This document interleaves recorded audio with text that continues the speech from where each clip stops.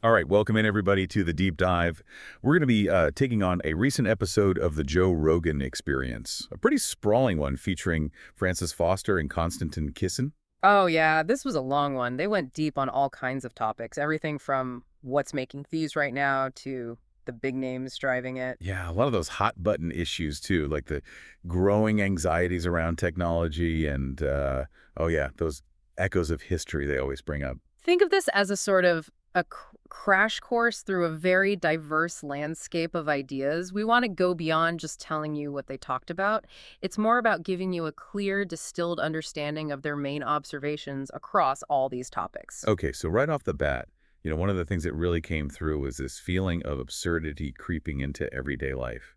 They kept coming back to this sense that reality is getting weirder, almost hard to believe. Right, like we're living in a movie or something. One of the guests even joked about the possibility of being in a simulation, which, I've definitely heard people say more and more lately. Oh, for sure. I mean, I get that feeling sometimes too. It's like, did that really just happen? And they backed up that sentiment with some pretty surreal examples. Like, remember that story about Heather McDonald, the comedian who fainted on stage while joking about getting vaccinated? Oh, yeah, that was wild. The timing of it all, as awful as it was for her, it just adds this extra layer of weirdness. It's almost like a bizarre commentary on the times we live in. Exactly. And it made me wonder too, if the public is becoming a bit more cynical, maybe even a little numb to the official narratives, like something like that happens, and it almost feels more symbolic than tragic. I get that. So it's not just the feeling itself, but the way these very specific events, almost surreal events, feed into it. Right. And speaking of surreal, they also brought up the larger-than-life personalities of some of these political figures. I mean, we're talking John Fetterman, Jasmine Crockett, Maxine Waters, Nancy Pelosi, big names. And they were making some pretty pointed observations about how these figures almost seem to embody that sense of exaggerated reality, right? Totally. It's like they're playing caricatures of themselves sometimes. And you can't help but wonder, is this what political leadership has become? This kind of theatrical, almost cartoonish presentation. It makes you think, right?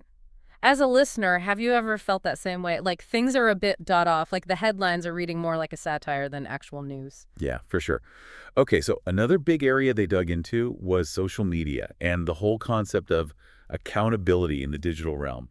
They were talking about this story, I think it was about a middleweight champion who actually confronted a kid who had been harassing him online. Yeah, and it really gets you thinking about the power dynamics online, right? Especially for younger users. It's like the anonymity and the distance that the internet provides can embolden people to act in ways they just wouldn't face to face. Definitely. And it's got to have some impact on how they develop, socially and ethically. Absolutely. And it's a big question. How do you regulate online behavior when it comes to, say, harassment or abuse? They even tossed around ideas like an internet license or age restrictions on certain platforms, which I know is controversial. Yeah, like, should there be some kind of digital maturity test before you can wield this incredibly powerful tool? Because the potential for harm is real. It makes you think about your own experiences online too, right? Have you ever felt that disconnect between online actions and real-world consequences? It's not an easy problem to solve. Not at all. Now, they also tackled the elephant in the room, the increasingly polarized political landscape, particularly what they called a perceived radicalization of the American left.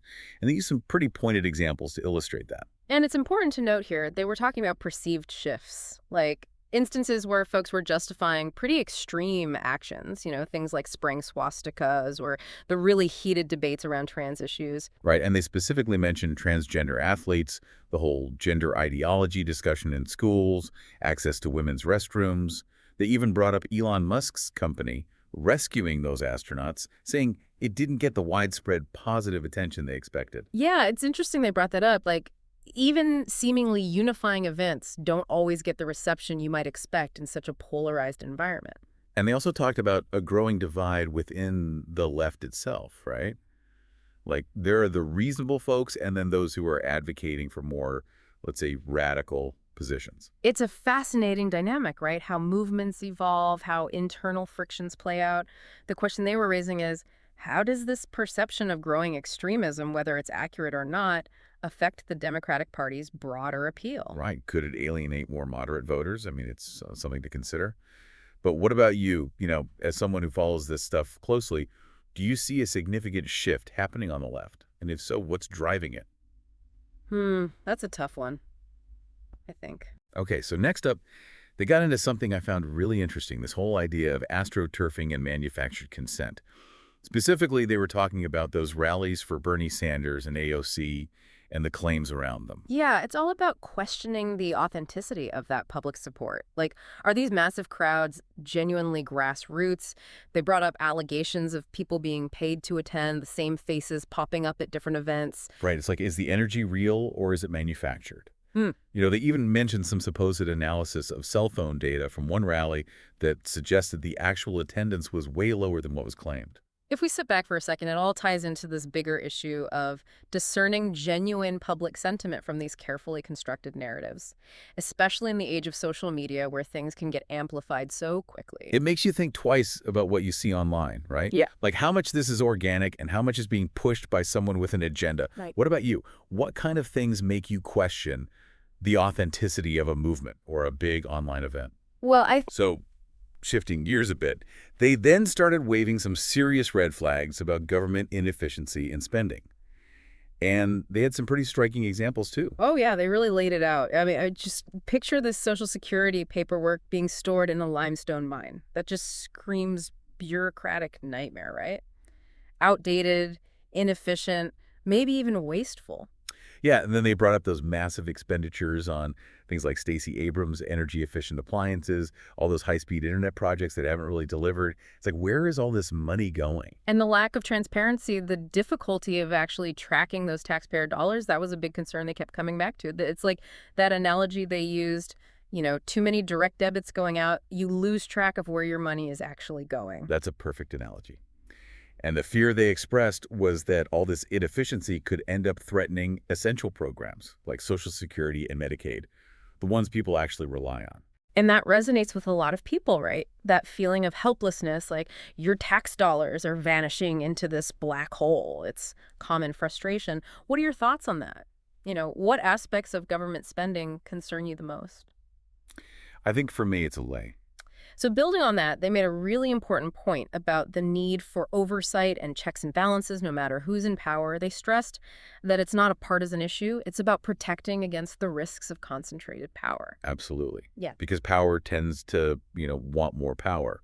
And they also pointed out how the delayed recovery of sanity on one side of the political spectrum could lead to excesses on the other side. Yeah, it's like a pendulum swinging back and forth. The key takeaway is that we need an engaged citizenry, demanding accountability from those in power. Constant vigilance, right. Yeah. Because it's so easy to slip into complacency. Makes you think, how can we as individuals and as a society ensure that oversight, that accountability? What are the mechanisms, the tools, the mindsets we need? Big questions.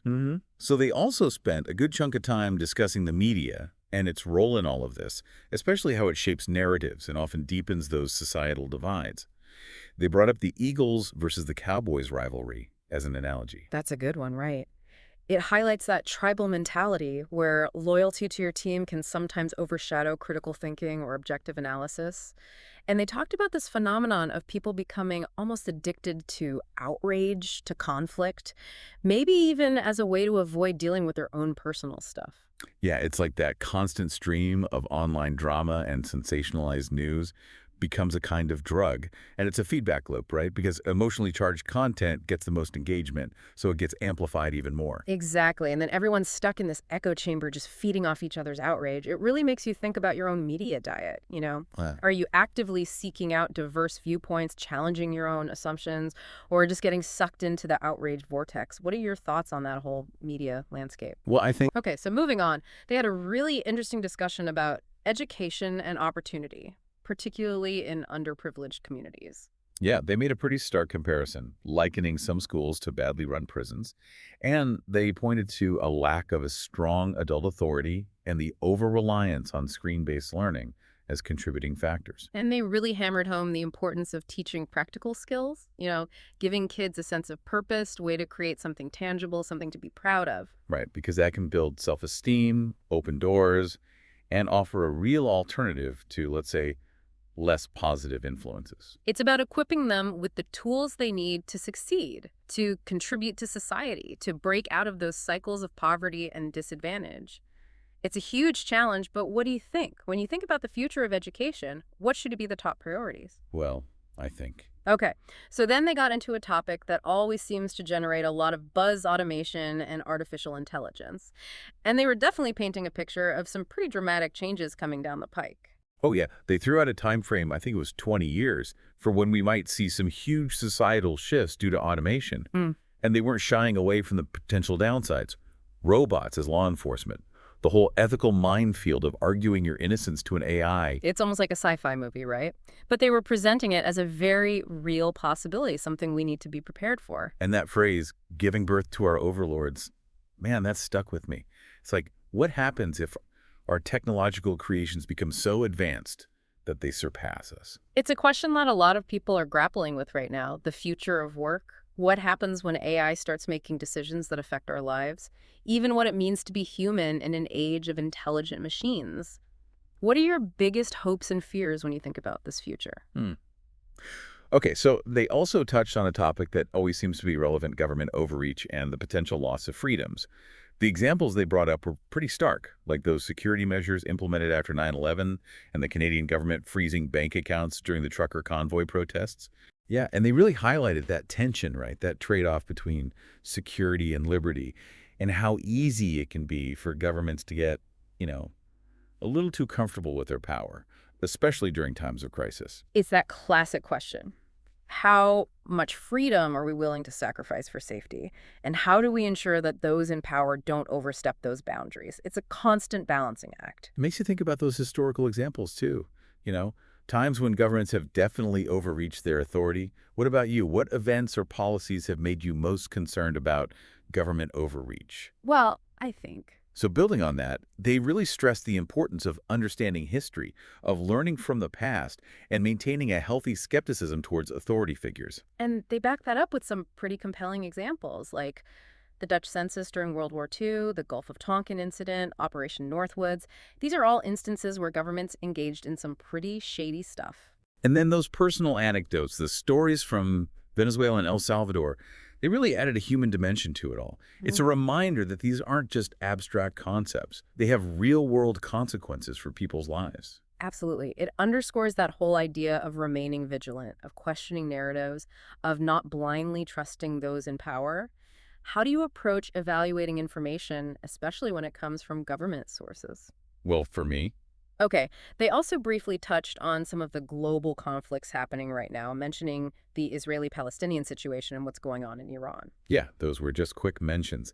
But they served as a reminder that these are incredibly complex and often dangerous situations with deep historical roots. It's easy to get caught up in our own domestic issues, but those brief glimpses into other parts of the world remind us that those challenges are playing out on a global scale, too. All right, so then they jumped into the climate debate, and they presented a perspective that definitely questioned some of the mainstream narratives. Yeah. What stood out to me was their skepticism towards the prevailing climate change narrative, specifically referencing historical climate fluctuations and the role of things like solar activity. Right. They weren't denying the science outright, but they were raising questions about the completeness of the picture being presented. And they also voiced concerns about what they see as the economic motivations driving the push for green energy, like who's really profiting from this transition. But it's important to note, they specifically acknowledged the issue of pollution as a separate and very real problem.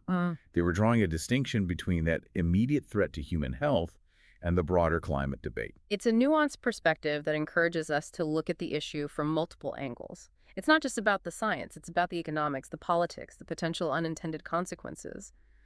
What are your thoughts on all this? How do you navigate the often very polarized information surrounding climate change? It's definitely tough too. Okay, so as they wrap things up, they got into this really fascinating discussion about the nature of belief and the dangers of ideological rigidity. They introduced this concept of the golem. Yeah, and they were using that as a metaphor for how people, even those who seem reasonable, can suddenly become very entrenched, even hostile, when their deeply held beliefs are challenged. It's like a flip switches, and they transform. It's about recognizing that potential within ourselves, being aware of our own blind spots and biases. Because it's so easy to fall into that trap of thinking you have all the answers, that your perspective is the only right one. And they connected this to what they see happening online and in society at large, this increasing polarization, the inability to have civil discourse with people who hold different views. It's a challenge we all face, right? How do we stay open-minded? How do we engage with those who disagree with us without resorting to anger and personal attacks? Have you ever encountered that kind of Gollum effect, either in your own interactions or just observing things online? Oh, yeah, definitely. Thank you. And finally, they ended by circling back to the pervasive influence of money and power in shaping narratives and controlling the flow of information. The example they used was Jeff Bezos buying the Washington Post, which is a pretty clear illustration of how financial resources can translate into media influence. It's a sobering reminder that a lot of these complex issues we've been discussing are often intertwined with the interests of those who hold significant wealth and power. So zooming out a bit, it's clear that this Joe Rogan conversation with Francis Foster and Konstantin Kisin really tapped into a deep-seated unease about the state of the world right now. Definitely. We've covered a lot of ground here, but there's this common thread of concern running through it all, this sense that things are getting weirder, more divided, more uncertain. From questioning the nature of reality itself to grappling with the rapid pace of technological change, from concerns about government overreach to navigating this incredibly complex media landscape, they really hit on some of the defining challenges of our time. And on that note, here's a final thought for you, our listener. Taking into account everything we've discussed, what single area do you believe deserves the most attention and proactive engagement in the years ahead? And maybe even more importantly, what specific actions do you think are needed to address it? It's a question worth pondering. Thanks for joining us on the Deep Dive. We'll see you next time.